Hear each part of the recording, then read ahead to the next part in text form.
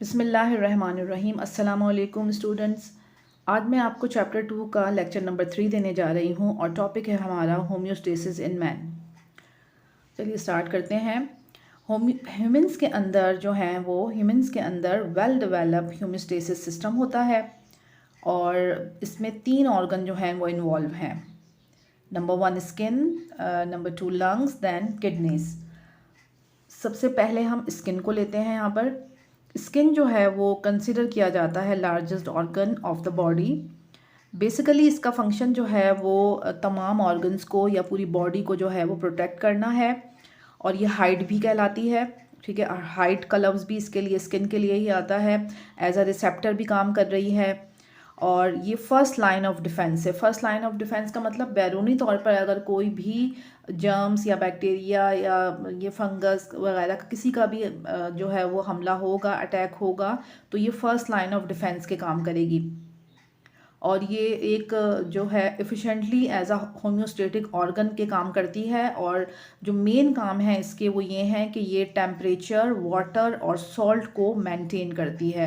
यानी स्किन के ज़रिए ही हमारी बॉडी का टेम्परेचर, हमारी पूरी बॉडी के अंदर जो वाटर और जो सॉल्ट की मिकदार होती है उसको मेंटेन किया जाता है। यानी आप देखें तो जो स्वेटिंग का प्रोसीजर है वो स्किन पर ही होता है, तो इसका मतलब ये हुआ कि जो स्वेटिंग का प्रोसीजर हो रहा है वो भी होम्योस्टेसिस के ज़रिए ही किया होता है हमारी बॉडी में।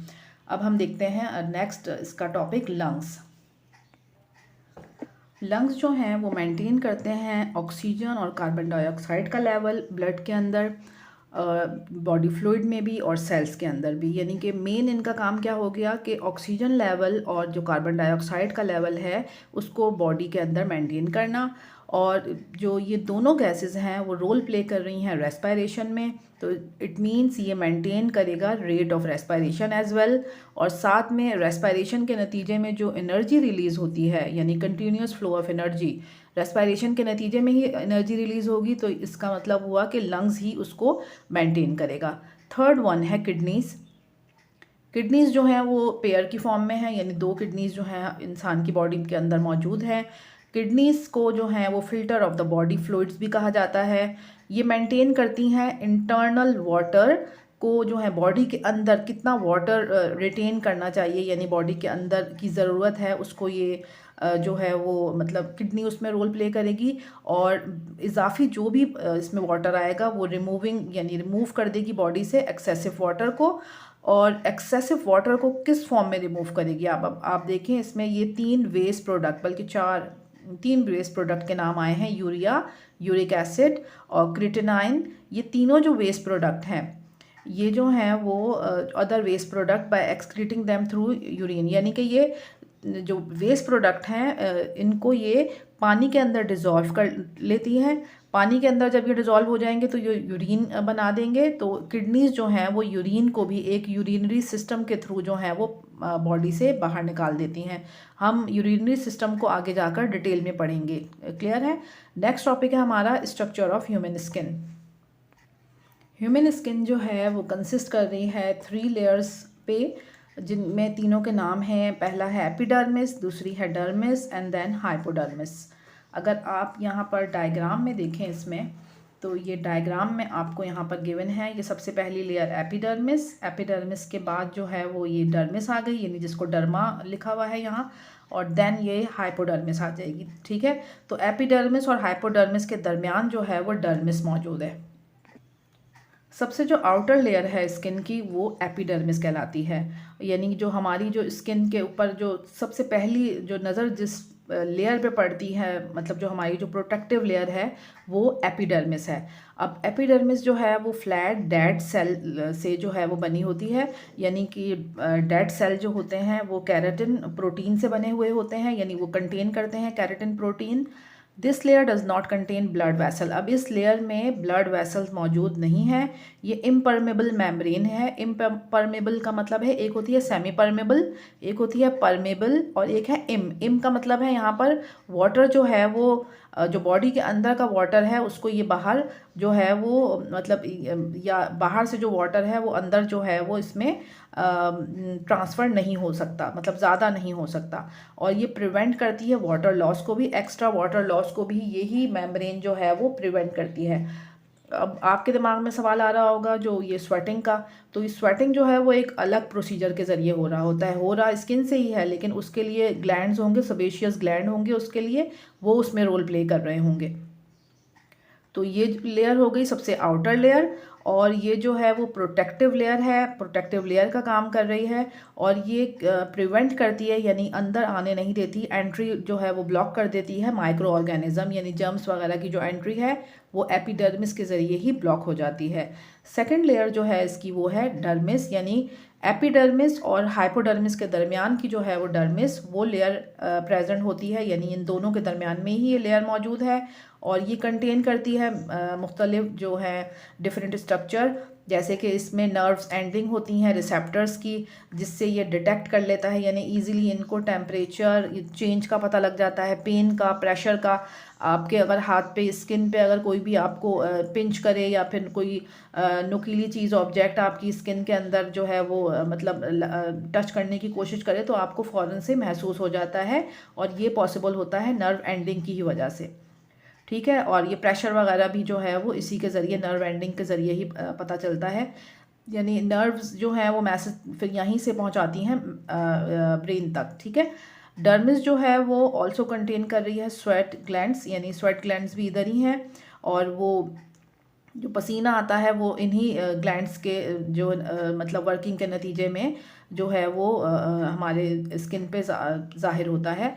और पसीना आने का जो है वो मेन मकसद क्या है, क्योंकि हमें तो उसमें पसीने में गर्मी महसूस हो रही है, लेकिन उसका जो असल मकसद अल्लाह ताला ने रखा है वो है मेंटेन करना, यानी हमारी बॉडी के टेम्परेचर को मेंटेन करना, और जो है वो इस पसीने के ज़रिए, ये स्वेट के ज़रिए ही वो थोड़ी सी मिकदार में यूरिया भी सिक्रेट हो जाता है, और वाटर भी, और जो एक्स्ट्रा सॉल्ट होता है वो भी यहीं से रिलीज़ हो जाता है।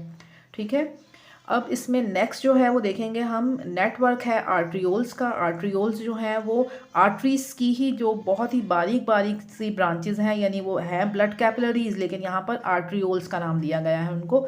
ये भी यहाँ मौजूद होती हैं, और यहाँ जो है वो रोल किस में प्ले कर रही हैं, टेम्परेचर को ही रेगुलेट करने में।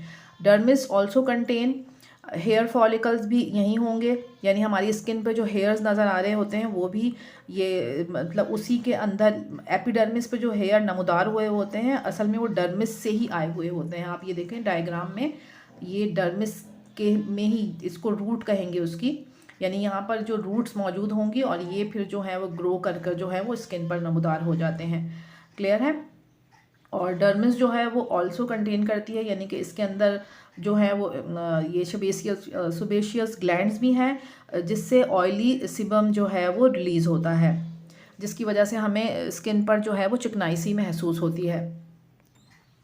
हाइपोडर्मिस जो है वो इनर मोस्ट लेयर है स्किन की, जिसमें जो है वो फैट्स जो है वहाँ पर मौजूद होगा, यानी एक फ़ैट की लेयर होगी जो कि इंसुलेशन लेयर का काम करेगी, और यहाँ पर जो है वो एक्स्ट्रा हीट जो है वो, लॉस ऑफ हीट जो है वो यहाँ पर उसके लिए जो है वो ये रोल प्ले करेगी, यानी एक्स्ट्रा हीट जो है वो बॉडी से ज़्यादा रिलीज़ ना हो जाए। और यहाँ ये जो है ये फ़ैट की जो एक लेयर है ये स्टोर करती है एनर्जी भी, जो कि ज़रूरत के वक्त जो है वो काम आ जाती है।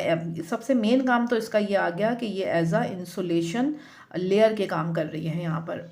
ठीक है, यहाँ पर हमारा ये टॉपिक ख़त्म हो जाता है, structure of human skin. Next जो टॉपिक है वो है role of skin in regulating body temperature. Skin जो है वो एक ऐसा ऑर्गन है जो कि हेल्प कर रहा है बॉडी टेम्परेचर को रेगुलेट करने में। ठीक है, when the receptor in skin detect change in body temperature, जब हमारे रिसेप्टर जो स्किन के अंदर, जो ओवरऑल स्किन है वो एज आ रिसेप्टर के ही काम कर रही है, यानी स्किन के अंदर ही रिसेप्टर कुछ मौजूद होंगे जो कि डिटेक्ट कर लेते हैं कि बॉडी के अंदर जो टेम्परेचर के अंदर कुछ चेंज आया हो। और अगर सेट पॉइंट का मतलब है हमारी बॉडी का टेम्परेचर जो है वो 37 डिग्री सेंटीग्रेड होता है, या अगर हम फ़ारेनहाइट में करेंगे तो फिर वो आ जाएगा 98.6 आएगा उसमें, यानी हमारा अगर हम कहते हैं ना 99 है या 100 है या 101 है तो हमें ये फीवर हो रहा है, तो ये सेट पॉइंट्स के लिहाज से ही होता है वो, मतलब बॉडी टेम्परेचर में जब ही चेंज आता है या तो इंक्रीज़ होगा या फिर डिक्रीज़ होगा।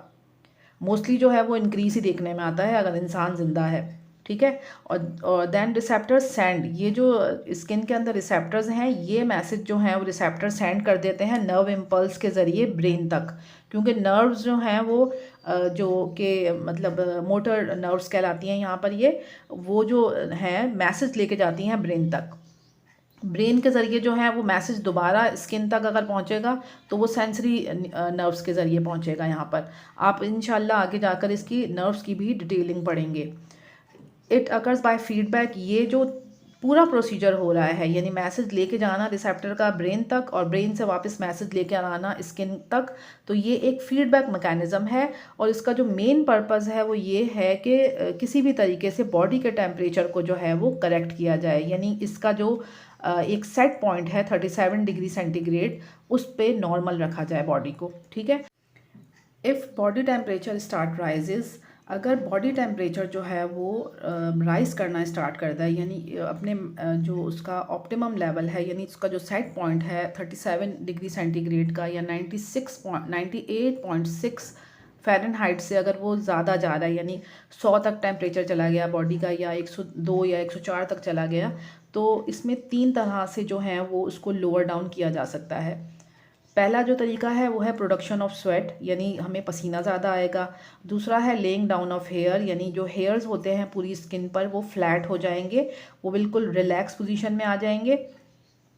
थर्ड वन है वैसोडाइलेशन, इसमें आर्ट्रियोल्स जो हैं वो अपना रोल प्ले करेंगे। सबसे पहले हम देखते हैं प्रोडक्शन ऑफ स्वेट, यानी कि स्वेट ग्लैंड जो है वो स्टार्ट कर देते हैं स्वेट बनाना, यानी ज़्यादा पसीना आने लग जाता है बॉडी में, जिसकी वजह से जो है वो जो सरफेस है evaporates with heat energy so the body feel cool, यानी कि जो एनर्जी बॉडी के अंदर जो हीट इंक्रीज़ हो चुकी है उसको वो है वो उस तरीके से कूल डाउन किया जाता है, यानी वो जो है एवापोरेट हो जाएगी और हीट एवापोरेट हो जाएगी और जो बॉडी है हमारी वो कूल फील करेगी, यानी ठंडक महसूस होगी।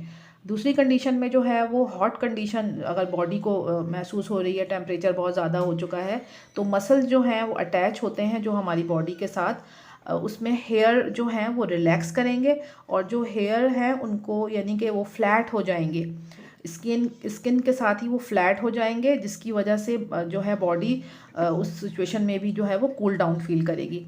वैसोडाइलेशन का मतलब है यहाँ पे आर्ट्रियोल्स जो हैं वो डायलेट हो जाएंगे। डायलेट का मतलब है बिकम्स वाइड, वाइड उनकी जो मतलब जो क्या कहना चाहिए, उनका जो थोड़ा सा साइज़ है वो इंक्रीज़ हो जाएगा, वो चौड़े हो जाएंगे थोड़ा, उसमें जो ब्लड का फ़्लो होगा क्योंकि वो एक वेसल है, एक ट्यूब की तरह है, तो उसमें जो ब्लड का फ़्लो है वो इंक्रीज़ हो जाएगा। जब ब्लड का फ़्लो इंक्रीज़ होगा तो ये जो ब्लड वेसल्स हैं ये स्किन के बिल्कुल नियर हैं, जिसकी वजह से वो अलाउ करेंगी मोर हीट लॉस, यानी यहाँ पर फिर मोर हीट लॉस होगा, यानी हीट जो है वो एवापोरेट होगी या किसी भी तरीके से बॉडी से जो है वो बाहर रिलीज़ की जाएगी।